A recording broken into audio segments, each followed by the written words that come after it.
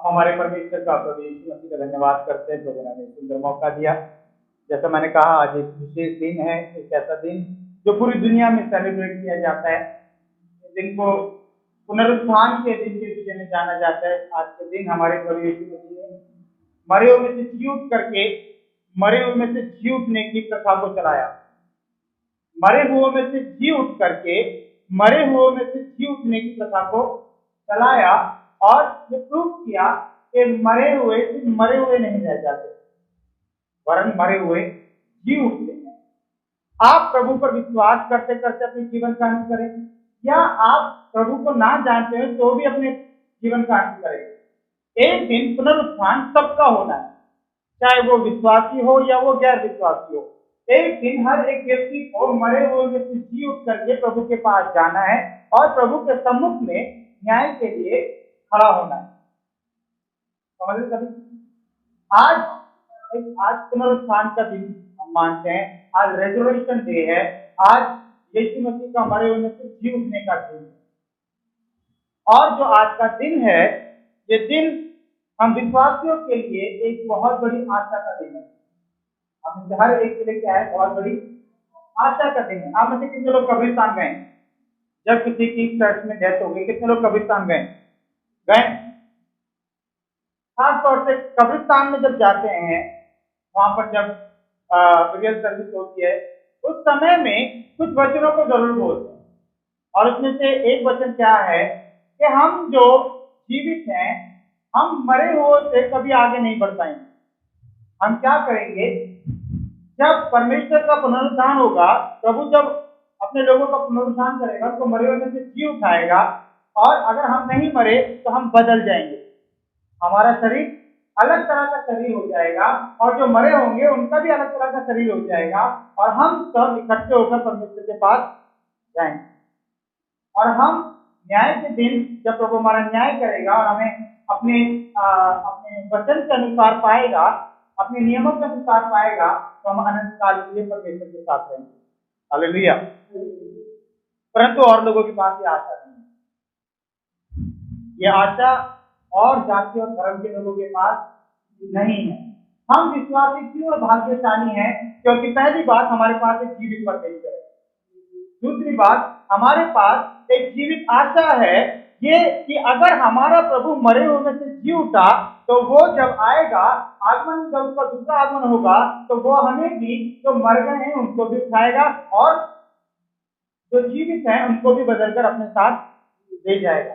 आज के वचन को हम इसे हर एक व्यक्ति ध्यान से सुनें, क्योंकि एक ऐसा वचन है, एक ऐसी शिक्षा है जो हम में से हर एक व्यक्ति को जाननी जरूरी है। अगर हम इस शिक्षा को अच्छी तरह से जानते हैं, पुनरुत्थान की शिक्षा को अगर हम अच्छी तरह से जानते हैं, तो हम जीवन में कभी निराश नहीं होंगे, हम जीवन में कभी दुखी नहीं होंगे, और हम भविष्य के विषय में कभी दुखी नहीं होंगे ये सोच करके कि मेरा मरने के बाद क्या होगा। क्योंकि मरने के बाद की चिंता उनको होती है जिनको मालूम ही नहीं है कि मरने के बाद हम कहाँ जाएंगे। पर आप और मैं अच्छी तरह से जानते हैं, यदि आप और मैं परमेश्वर के अनुग्रह में बने रहे और हम परमेश्वर के साथ साथ चलते रहे, तो परमेश्वर का अनुग्रह हमें कहाँ तक ले जाएगा? स्वर्ग तक ले जाएगा। और हम अनंत काल के लिए मरेंगे नहीं, वरन अनंत काल के लिए जीवित रहेंगे। हालेलुया। कितने लोग जीवित रहना चाहते हैं? जो अनंत काल के जीवित रहने के लिए हमें प्रभु के अनुग्रह की जरूरत है। यहाँ पर लंबा जीवन जीना है, कोई टॉनिक पी रहा है, कोई जड़ी बूटी खा रहा है, कोई चूरन खा रहा है, कोई ये खा रहा है, कोई वो खा रहा है, क्यों? उसको लंबा जीवन जीना है। पर हमें लंबा जीवन जीना है तो बाइबल की आज्ञाओं को मानना है। पृथ्वी पर अगर लंबा जीवन जीना है, एक आशीष में जीवन जीना है, एक धर्मी जीवन जीना है, तो मुझे परमेश्वर के वचन का अनुसरण करना है। और अगर मुझे अनंत काल का, यानी कि मरने के बाद भी, जब मैं जी उठूंगा उसके बाद भी मुझे युगान युग का जीवन जीना है, तो मुझे क्या करना होगा? मुझे परमेश्वर प्रभु यीशु मसीह पर भरोसा रखना पड़ेगा कि वो जैसे मारा गया, गाड़ा गया, तीसरे दिन जी उठा, मुझे भी प्रभु यीशु मसीह जी उठाएगा और अपने साथ स्वर्ग में रखेगा। Hallelujah, hallelujah. मेरे साथ निकाले पहला कुरिन्थियों और इसका 15वां अध्याय।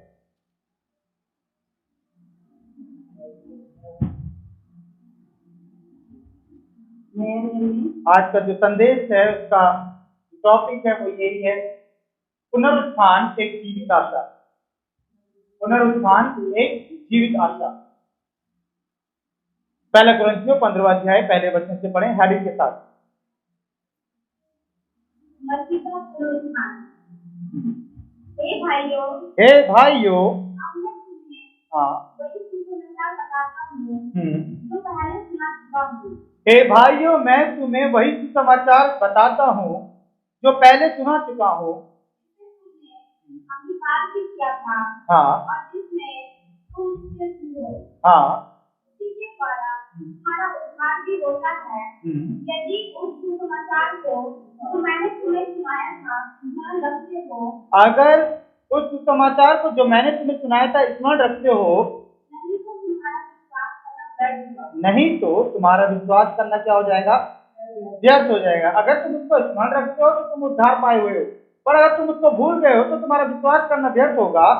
इसी कारण हाँ, इसी कारण मैंने तुम्हें सबसे पहले वही बात पहुंचा दी जो मुझे पहुंची थी कि पवित्र शास्त्र के वचन के अनुसार। इसी कारण मैंने सबसे पहले तुम्हें वही बात पहुंचा दी जो मुझे पहुंची थी कि पवित्र शास्त्र के वचन के अनुसार यीशु मसीह हमारे पापों के लिए पवित्र शास्त्र के अनुसार, किसके अनुसार? पवित्र शास्त्र यानी कि बाइबल के अनुसार यीशु मसीह के जन्म से पहले जो भविष्यवाणी हुई थी उसके अनुसार वो इस संसार में आया, हमारे पापों के लिए वो क्रूस पर चढ़ाया गया और वो मारा गया और गाड़ा गया और पवित्र शास्त्र के ही अनुसार और तीसरे दिन वो क्या भी होगा? और तीसरे दिन वो क्या भी हो गया? हालेलुया। पवित्र शास्त्र के वचन के अनुसार यीशु मसीह हमारे पापों के लिए मर गया और गाड़ा गया और पवित्र शास्त्र के अनुसार तीसरे दिन क्या हो गया? कौन जीव था? कौन जीव था? हालेलुया, वो जीव था। ये सुसमाचार पहले मुझे पहुंचा, मैंने तुम्हें पहुंचा दिया। और वो सुसमाचार क्या है कि यीशु मसीह पवित्र शास्त्र के अनुसार मारा गया, गाड़ा गया और तीसरे दिन क्या हो गया? जीवित हो गया। मैं बहुत सारे देवी देवताओं के बारे में जानता हूँ, बहुत सारे ईश्वर भगवान खुदाओं के बारे में जानता हूँ। किसी ने भी मृत्यु के ऊपर जय नहीं पाया। हर एक महात्मा को या देवता को या ईश्वर को या भगवान को या जो कोई संसार में अपने आप को ईश्वर कहलाता हुआ आया, हो सकता है उन्होंने बहुत सारे चिन्ह चमत्कार किए, उन्होंने भी यीशु मसीह की तरह मरे हुए को जिंदा कर दिया हो सकता है उन्होंने अंधों को आंखें दी हो, लंबे चलने लगे हो, गूंगे बोलने लगे हो, बहरे सुनने लगे हो सकता है कि उन्होंने बहुत बड़े बड़े काम किए हो, मानव जाति को अपनी तरफ खींचने के लिए उन्होंने बहुत बड़े बड़े काम किए हो। और बहुतों ने तो काम नहीं भी किए तो भी उनके चेले चपाटों ने, उनके भक्तों ने, उनके पूजकों ने क्या कर दिया? झूठी मूठी कहानियां बना करके ये सिद्ध कर दिया, ये बता दिया कि हाँ भाई उन्होंने भी बड़े बड़े काम किए थे। हो सकता है उन्होंने किया हो और हो सकता है कि उनके चेले चपाटों ने झूठी मूठी कहानियां कर दी हो।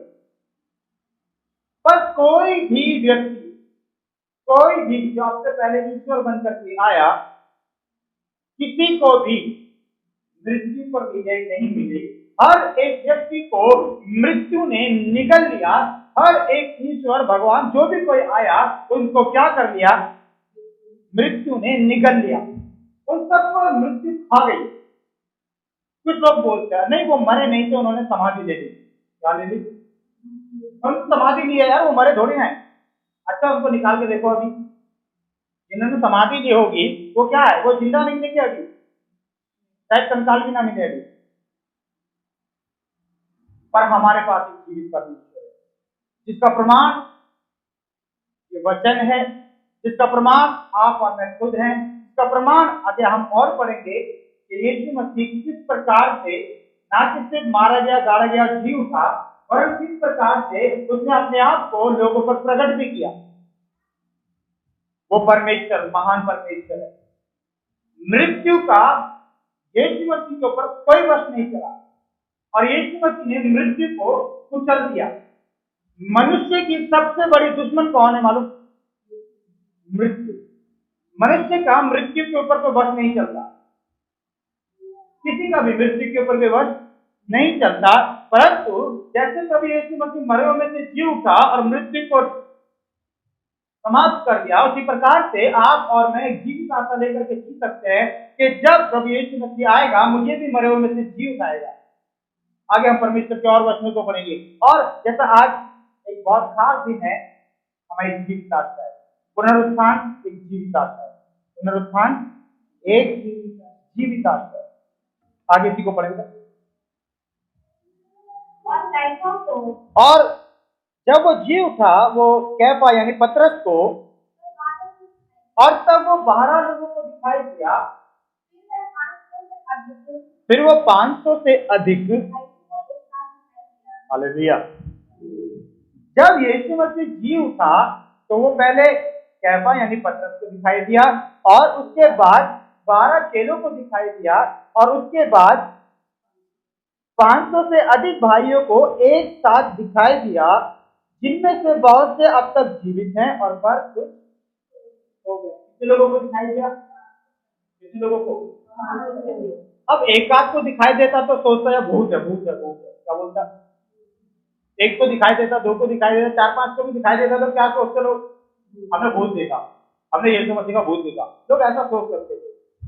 एवं यीशु मसीह खुद जब चेलों के बीच में आया, जब चेले डर कर बैठे हुए थे, तो यीशु मसीह जब जी उठने के बाद अपने चेलों के पास कमरे में आया, उन्होंने भी यही सोचा, ये कौन है? भूत आ गया हमारे यहाँ। यीशु मसीह ने देखो, भूत के हड्डी और मांस नहीं होते, मुझे कुछ खाने को दो, और उन्हें प्रार्थना करके उनके साथ खाना खाया। वो जी उठा परमेश्वर। पर लोगों को क्या लगा? अब 2-4 को लग सकता है, पर 500 लोगों को एक संग दिखाई दे रहा है, तो 500 लोग, सारे 500 ये सोचेंगे भूत है। एक दो को नहीं, 500 से अधिक लोगों को यीशु मसीह ने अपने आप को प्रकट किया। मैं जीवित परमेश्वर हूं, मैं जीवित हूं, मैं मारा गया, गाड़ा गया, तीसरे दिन मैं जी उठा। हालेलुया। वो आपका मेरा परमेश्वर है। हम भाग्यशाली हैं, हम सौभाग्यशाली हैं, क्योंकि हमारे पास एक ऐसा परमेश्वर है जो जीवित है। वो मूर्ति नहीं है, वो इंसान से बनाई हुई हाथ की कोई आकृति नहीं है, कोई कलाकारी नहीं है, वो कोई पोस्टर नहीं है, ना वो क्रूस में है। कई लोग क्रूस को भी पूछते हैं, क्रूस को भी नहीं पूछना चाहिए, क्रूस पहनना भी नहीं चाहिए। क्रूस में यीशु मसीह नहीं है, यीशु मसीह जी उठा है। यीशु मसीह आपके और मेरे साथ है, यीशु मसीह आपके और मेरे अंदर रहना चाहता है। तो जीवित परमेश्वर को हम आराधना करते हैं। हमारे पास एक जीवित आशा है। आज अगर हम मर भी जाते हैं तो परमेश्वर अपने पुनरुत्थान के दिन में हमें जी उठाएगा। वो कैफा को दिखाई दिया, 12 चेलों को दिखाई दिया, और उसके बाद 500 से अधिक लोगों को क्या हुआ? दिखाई दिया। आगे, और उसके बाद वो याकूब को दिखाई दिया,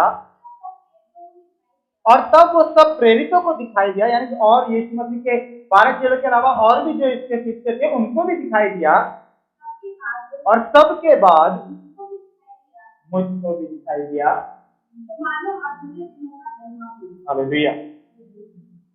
सबके बाद मुझे भी दिखाई दिया। और वो कहता है कि सबके बाद पहले कैफा को, 12 चेलों को और प्रेरितों को, 500 से अधिक लोगों को, याकूब को, सबको दिखाई दिया, और उसके बाद अंत में मुझे भी दिखाई दिया, जो मानो अधूरे दिन का क्या हूं? जन्मा। हमारा परमेश्वर महान परमेश्वर है। उसने सबके ऊपर प्रकट करके दिखाया मैं जीवित। अपने चेलों से कहा, देखो मुझे छू करके देखो, भूत के हड्डी और मांस नहीं होते, मुझे कुछ खाने के दो। और उन्होंने उसको खाने के लिए जैसे धन्यवाद करके रोटी तोड़ी और खाना शुरू कर दिया, और वो पहचान गए ये भूत नहीं है, ये हालेलुया, हालेलुया। पढ़े लगातार पढ़े।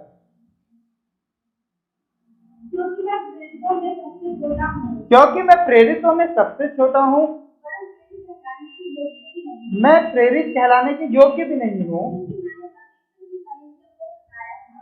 क्योंकि मैंने परमेश्वर की कलीसिया को सताया था। हाँ, परंतु अगर मैं आज कुछ हूँ तो वो मैं परमेश्वर अनुग्रह से। किसके अनुग्रह से? आप और मैं अगर ईमानदार हैं, हम परमेश्वर के अनुग्रह से। उसके अनुग्रह ही ने अब तक हमें संभाल के और बचा करके रखा है। आगे पढ़ें, 12वां वचन पढ़ें खड़ी के साथ। हमारा पुनरुत्थान। उससे पहले पढ़ा था मसीह का पुनरुत्थान, अब हम पढ़ रहे हैं हमारा पुनरुत्थान। किसका पुनरुत्थान? पहले किसका हुआ? आज से 2000 साल पहले करीब किसका हुआ? और अब किसका होगा? मेरा। बोलिए मेरा। मेरा।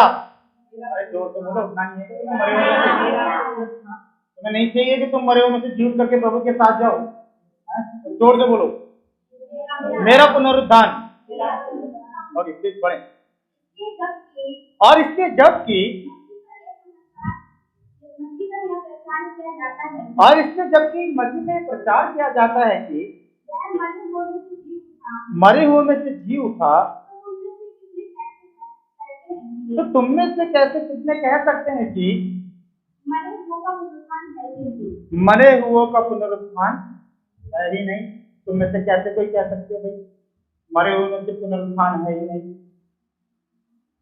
जबकि मसीह मरे हुए में से जी उठा, पतरस को दिखाई दिया, चेलों को दिखाई दिया, 500 से अधिक लोगों को दिखाई दिया, मुझे भी दिखाई दिया, मैंने अपनी गवाही दी है, तो तुम कैसे कह सकते हो कि मसीह का मरे हुए में से जी उठना है ही नहीं, या मरे हुओं का पुनरुत्थान है ही नहीं?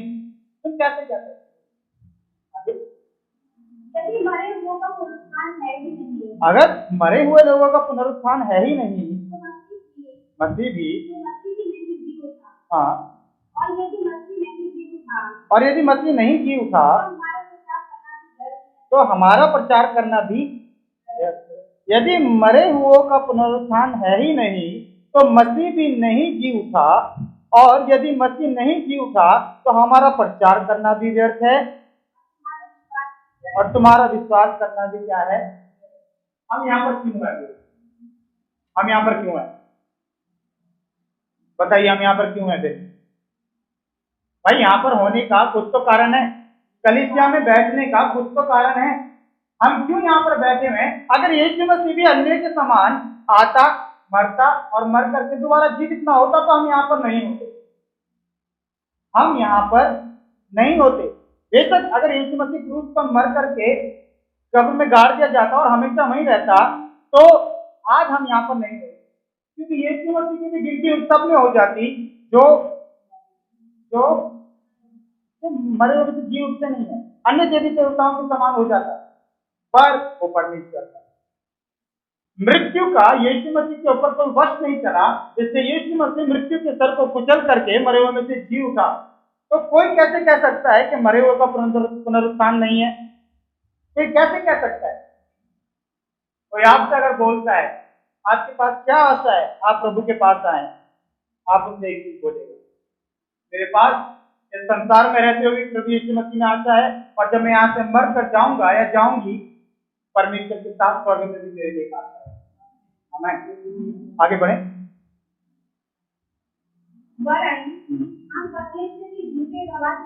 वरन हम परमेश्वर के झूठे गवाह ठहरे, हाँ गवाही दी थी, उसने मसीह को गिरा दिया, यदि नहीं गिराया, यदि मरे हुए नहीं जी उठते, और यदि मुर्दे नहीं जी उठते, और यदि मुर्दे नहीं जी उठते, तो मसीह भी नहीं जी उठा, और यदि मसीह नहीं जी उठा, तो तुम्हारा विश्वास व्यर्थ है, और अब तक तुम किसमें फंसे हो? अपने पापों में फंसे हुए।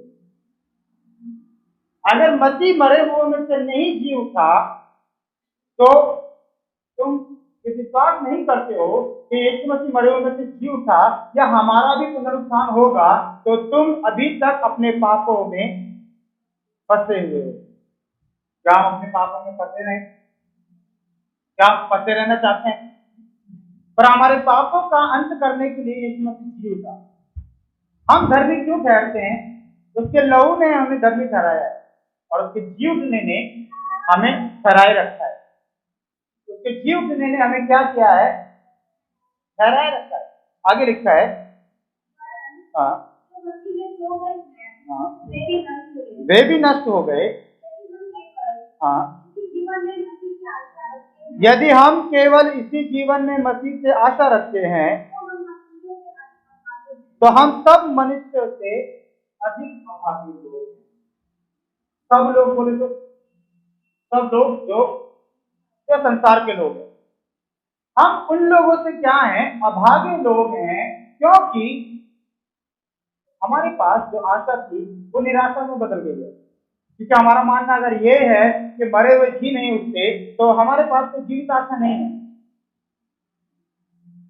हम हिंदू धर्म के विषय में जानते हैं और हिंदू धर्म इस प्रकार से बताता है कि एक मनुष्य 3000 योनि से होकर के गुजरता है, यानी कि उसका पुनर्जन्म होता रहता है। पुनर्जन्म होता रहता है, हाँ, 3000 बार एक व्यक्ति क्या लेता है, जन्म लेता है, तब जाकर के फिर उसको मनुष्य का जन्म लेता है, यानी कि ये चलता रहता है। पर मेरा एक सवाल है कुछ लोगों से, अगर कुछ लोग ये बोलते हैं कि मनुष्य का जन्म अच्छे कर्म करने से मिलता है, तो जानवर कौन से अच्छे काम करते हैं कि जानवरों के अच्छे काम की वजह से उनको वो मिलेगा? हमारे एक प्रक्रिया होती थी जब हम प्रभु में नहीं थे, या अभी भी जो हमारे नाते रिश्तेदार जो अभी तक प्रभु में नहीं है, जब मर जाता है ना कोई, तो एक दिन या 2 दिन बाद क्या करते हैं, एक बर्तन में राख भर के रखते हैं।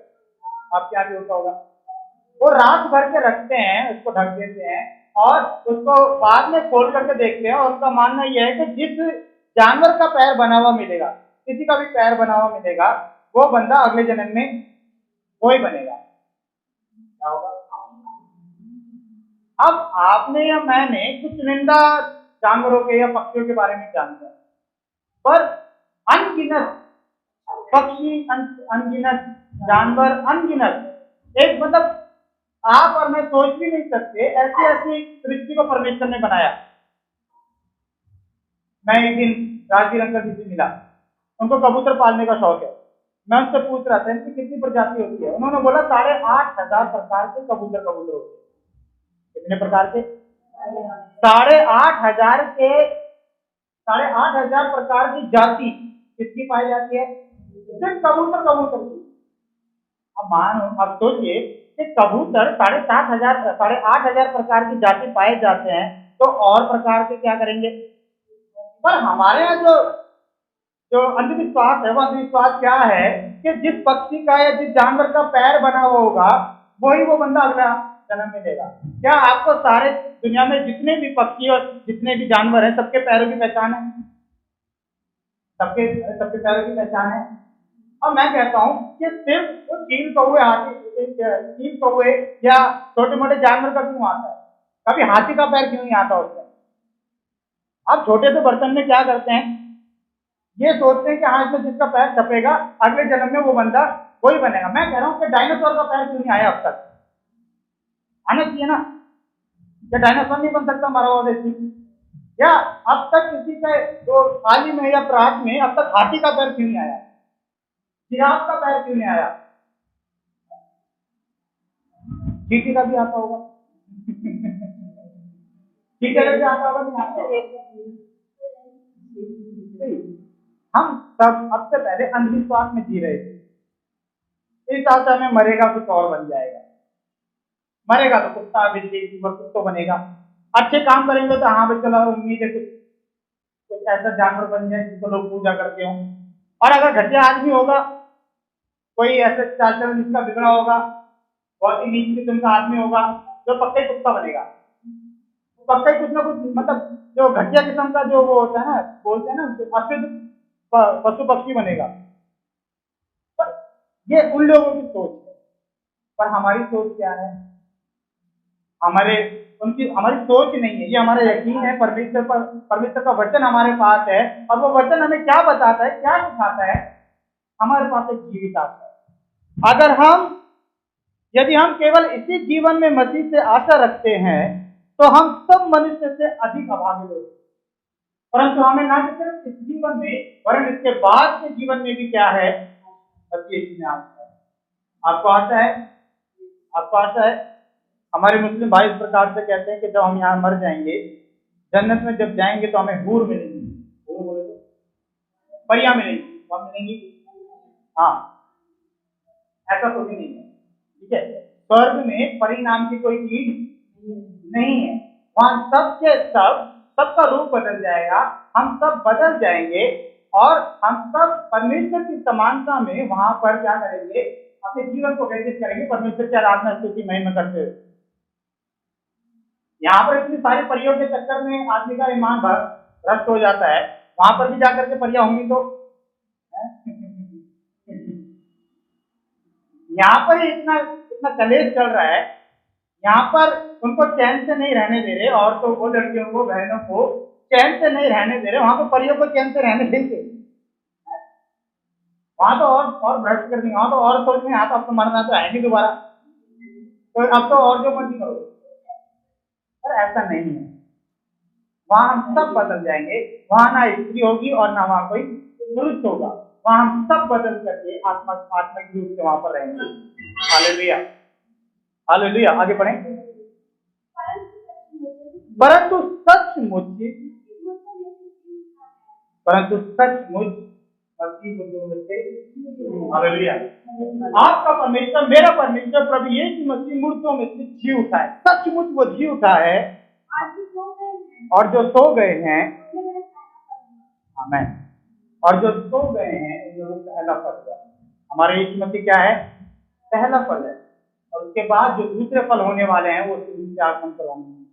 हम सब बेशक इस शरीर में हो सकता है मर जाए, हमारी आशा यहाँ तक नहीं है, हमारी आशा इससे भी पार जाता है, हमारी आशा इससे बड़ी है, हमारी आशा बहुत बड़ी है, और उस आशा में हमें बने रहना है। पुनरुत्थान रोज हमारे दिमाग में रहना चाहिए। जिसको मृत्यु से डर लगता है, किसी को लगता है मृत्यु से डर, मरने से डर किसको लगता है? यार ऐसे कह रहे हो, तुम मरने से मर जाओगे, आज मार दो तुम्हें, आज एक्सीडेंट हो जाए तो क्या करेंगे? हॉस्पिटल जाएंगे नहीं जाएंगे? अरे जाएंगे नहीं जाएंगे? अब ऐसे तो नहीं कि मेरे को मरने से डर नहीं लगता, मत ले जाओ मेरे को हॉस्पिटल, पड़ा रहने नहीं। किसी को हार्ट अटैक आ जाए तो क्या करेंगे? वो बंदा बोला नहीं मेरे को मरने दो।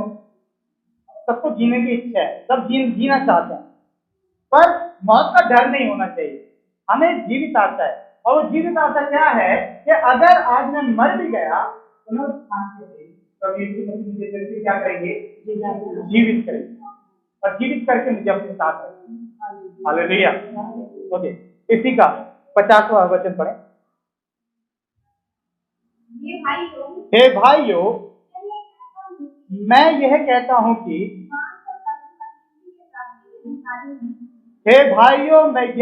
हूं कि मांस और लहू परमेश्वर के राज्य के अधिकारी नहीं हो सकते, और न नाशवान अविनाशी का अधिकारी।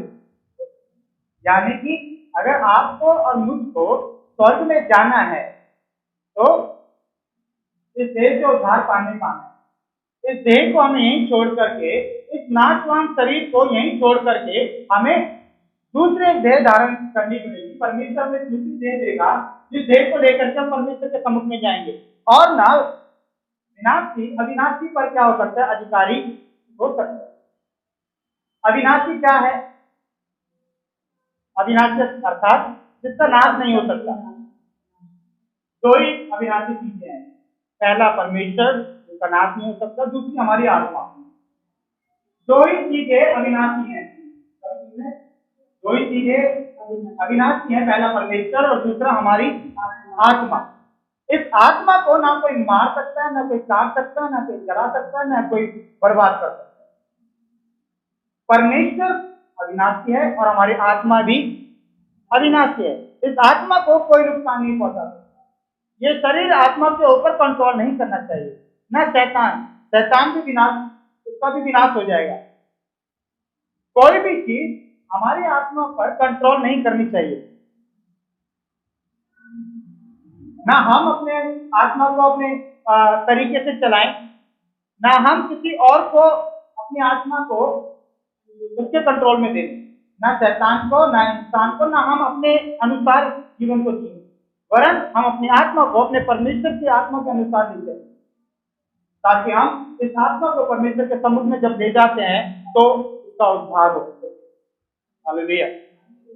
हे भाइयों, मैं ये कहता हूं कि मांस और लहू परमेश्वर के राज्य के अधिकारी ना हो सकते और न नाशवान अविनाश का अधिकारी हो सकता है। आगे देखो, मैं तुमसे भेद की बात कहता हूं, हम सब नहीं सोएंगे, परंतु हम सब नहीं सोएंगे अर्थात हम सब नहीं मरेंगे, वरन हम सब बदल जाएंगे। और ये क्षण भर में पलक मारते ही अंतिम तुरही फूंकते ही होगा, क्योंकि तुरही फूंकी जाएगी और मुर्दे अविनाशी दशा में उठाए जाएंगे और हम बदल जाएंगे, क्योंकि अवश्य है कि ये नाशवान देह ये अविनाश को पहन ले और ये मरणहार देह अमरता को पहन ले। हालेलुया। 52 दोबारा पढ़ दो। और ये क्षण भर में पलक मारते ही अंतिम तुरही फूंकते होगा, क्योंकि तुरही फूंकी जाएगी और मुर्दे, यानी कि हम जब मर जाएंगे और जब मसीह के आने में देर होगी, हम मर भी जाएंगे, तुरही फूंकी जाएगी और मुर्दे अविनाशी दशा में उठाए जाएंगे, हम बदल जाएंगे, क्योंकि अवश्य है हम बदल जाएंगे। क्या हो जाएंगे? जाएंगे। अभी हम यहाँ पर काले पीले जैसे भी, पर जब बदल जाएंगे तब एक जैसे हो जाएंगे। जब हम बदल जाएंगे हम सबके रूप एक जैसे हो जाएंगे। अवश्य है यह नाशवान देह अविनाश को पहन ले, और यह मरणहार देह अमरता को पहन ले, और तब यह नाशवान अविनाश को पहन लेगा, और यह मरणहार अमरता को पहन लेगा। तब वह वचन जो लिखा है पूरा हो जाएगा। तब वह वचन जो लिखा है, जब ये नाशवान शरीर अविनाश को पहन लेगा और जब ये मरणहार देह अमरता को पहन लेगी, तब ये वचन जो कहा गया है पूरा होगा। जय ने मृत्यु को निगल लिया। हे मृत्यु तेरी जय कहाँ रही? हे मृत्यु तेरा डंक कहाँ रहा? मृत्यु का डंक पाप है और पाप का बल व्यवस्था है, परंतु परमेश्वर का धन्यवाद हो जो हमारे प्रभु यीशु मसीह के द्वारा, हालेलुया, हमारे प्रभु यीशु मसीह ने मृत्यु को हरा करके क्या किया? पर जय पाए और जयवंत हो गया। पर प्रभु आज हमसे भी कहता है कि जैसे इसमें लिखा भी हमने पढ़ा, परंतु परमेश्वर का धन्यवाद हो जो हमारे प्रभु यीशु मसीह के द्वारा हमें जयवंत करता है। क्या करता है? आप और मैं जीवित आशा के साथ शुरू करें। किसके साथ? एक जीवित आशा के साथ, इस आशा के साथ कि परमेश्वर ने मुझे मरे हुए में से जीवित आने के लिए तैयार करा है। अगर यीशु मसीह के आने में देर हुई और मेरी मृत्यु हो जाती है तो परमेश्वर की तुरही को फूंकी जाएगी। पलक झपक से क्षण भर में एक ऐसा काम होगा कि मेरी देह जो उस समय में हो सकता है जल गई हो या मिट्टी में मिल गई हो या समुद्र में गल गई हो, मेरी आत्मा परमेश्वर के पास चली गई और मेरा शरीर मिट्टी में, पानी में, आग में जैसे भी खत्म हो गया हो, परंतु परमेश्वर मृत्यु में से क्या करेगा? मेरे एक देह को, मेरे पुनरुत्थान की देह को फिर जीवित करेगा। Hallelujah, hallelujah. आगे, इसलिए है मेरे प्रिय भाइयों, ध्यान से सुने, इसलिए है मेरे भाइयों दृढ़ और अटल रहो। कैसे रहो? कैसे रहो? कैसे रहो? पहले एक प्रोग्राम आता था टीवी, सीबीएन, एक नई जिंदगी, देखा है? देखा है? तो उसमें बीच बीच में ना ऐड आती थी, वो बाइबल से रिलेटेड ऐड होती। तो उसमें एक जगह पर, जहाँ पर हर चीज की जानकारी दी जाती है, जैसे जस्ट डायल है, ऐसे एक जगह पर फोन करता है, कॉल सेंटर में फोन करता है, वो पूछता है आज मौसम कैसा रहेगा, तो वो बोलते हैं सर आज का जो मौसम रहेगा वो थोड़ा सा अच्छा रहेगा। आज क्रिकेट में कौन जीतेगा, आज क्रिकेट में हो सकता है ये टीम जीत जाए। वो 2-3 सवाल करता है, उसके बाद पूछता है कि अच्छा बताइए मैं स्वर्ग कैसे जाऊंगा। तो जो कॉल सेंटर में जो लड़की होती है वो किताबें ढूंढने लगती है कि किसमें से इसको जवाब दो, मैं स्वर्ग कैसे जाऊंगा, मरने के बाद मेरा क्या होगा। वो किताबें ढूंढने लगती है कि मैं किसमें से इसको जवाब दूं। उसके पास जवाब ही नहीं है। संसार के लोगों के पास जवाब नहीं है कि उनके मरने के बाद उनका क्या होगा। उनके पास मन गढ़ंत कहानियां हैं, उनके पास झूठे आश्वासन हैं, उनके पास पुराने जो उनके ट्रेडिशन है या रीति रिवाज के अनुसार जो उनको बताया गया, सिखाया गया, समझाया गया, उसके अनुसार वो उसको फॉलो करते आ रहे हैं। क्या करते आ रहे हैं, उसको फॉलो करते आ रहे हैं, पर उनको नहीं पता मेरे मरने के बाद क्या होगा। पर आपको मुझको पता है हमारे मरने के बाद क्या होगा।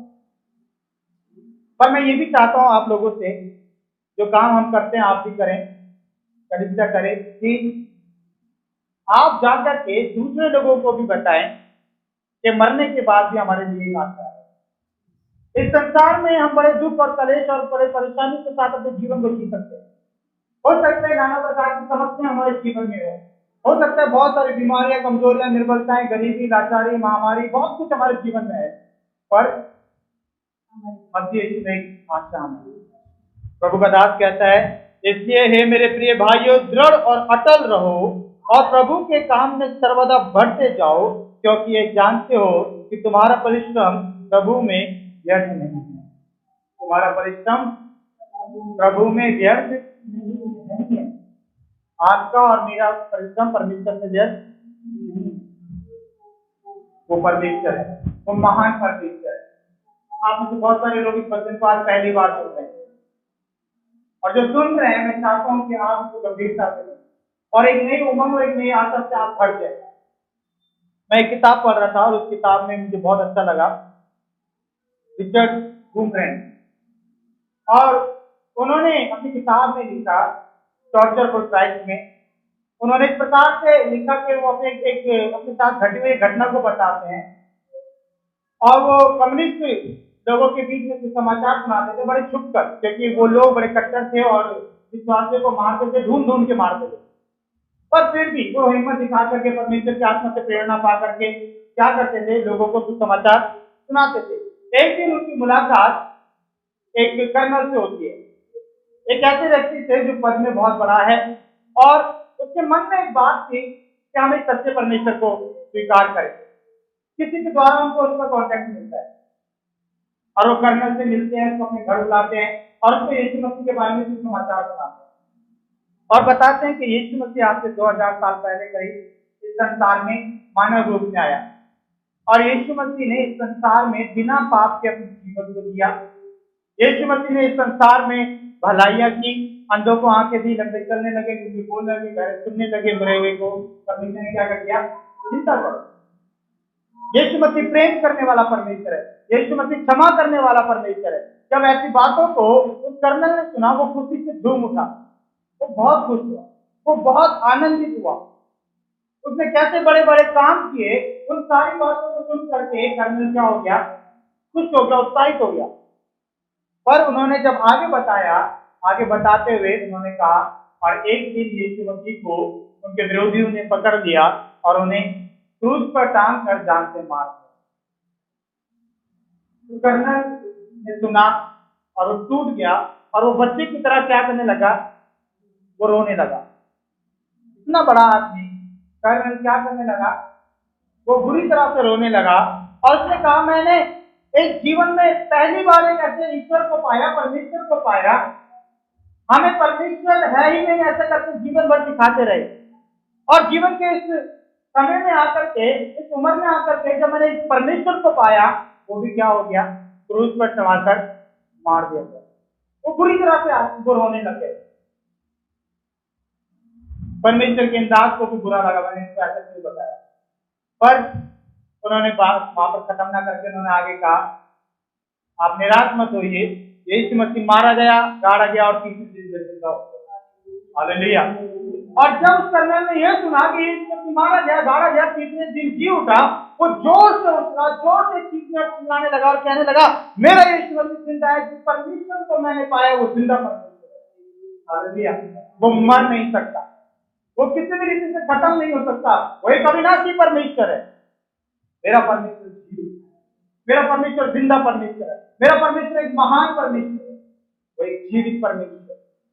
उस महान परमेश्वर को आज हमें एक बड़ी आशा है, एक बड़ी उम्मीद है। पुनरुत्थान हमारे लिए बड़ी आशा है, आपके लिए एक बड़ी आशा है। इस आशा में बने रहना हमारे लिए जरूरी है। इस संसार के दुख, मुसीबत, कलेश, परेशानी को देख करके घबराने की और चिंतित होने की जरूरत नहीं है, क्योंकि मृत्यु से पार होकर के हमारे एक अनंत जीवन की आशा रखती है, और वो यीशु मसीह अनंत जीवन तक हमें पहुंचाएगा। Hallelujah, hallelujah, hallelujah. इसलिए परमेश्वर का दास, परमेश्वर का दास 58वें वचन में कहता है, इसलिए है मेरे प्रिय भाइयों, दृढ़ और अटल रहो। आमीन। इसलिए हे मेरे भाइयों, हे मेरी बहनों, क्या करो? मसीह में दृढ़ और मजबूत बने रहो, अटल बने रहो, और परमेश्वर के काम में बढ़ते जाओ, हमेशा हमेशा बढ़ते। वो महान परमेश्वर, वो दयालु परमेश्वर, पुनरुत्थान हमारे लिए बड़ी आशा है। हमें निराश होने की जरूरत नहीं, ना मृत्यु से डरने की जरूरत है, ना बीमारी से डरने की जरूरत है, ना कलेश से डरने की जरूरत है, किसी चीज से हमें डरने की जरूरत नहीं है। एक परमेश्वर हमारे साथ है, एक परमेश्वर हमारे हित में है, एक परमेश्वर हमारे पक्ष में। एक और बात को बोल करके हम प्रार्थना करने जा रहे हैं। मेरे साथ कुछ 35 के हारिस से पढ़ेगा। पुनरुत्थान की देह, पुनरुत्थान की देह। हाँ, अब कोई यह कहेगा मुर्दे किस रीति से जी उठते हैं और कैसी देह के साथ आते हैं। हे निर्बुद्धि, जो कुछ तू बोता है, जब तक वह ना मरे जिलाया नहीं जाता, और जब तू बोता है ये वे देह नहीं जो उत्पन्न होने वाली है, परंतु निरा दाना है,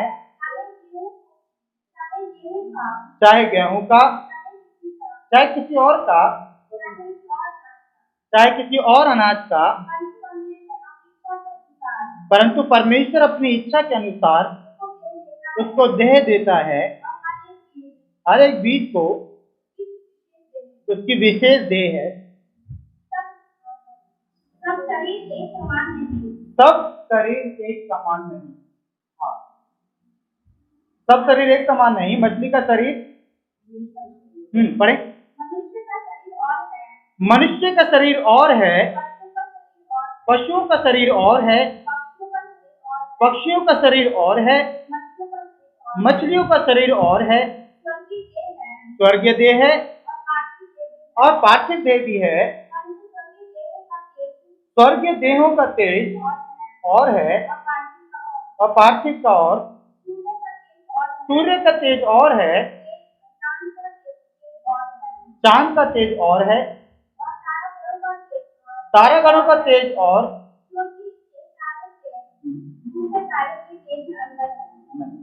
हमारी जो देह है उसकी तुलना लूकादास पौलुस किससे करता है? वो बीज के साथ करता है कि जब एक बीज बोया जाता है, जब तक वो मरता नहीं है तो नया नहीं उपजता। खेत में बीज बोते हैं, बीज बोएंगे तभी तो फसल होगी, बीज नहीं बोएंगे तो।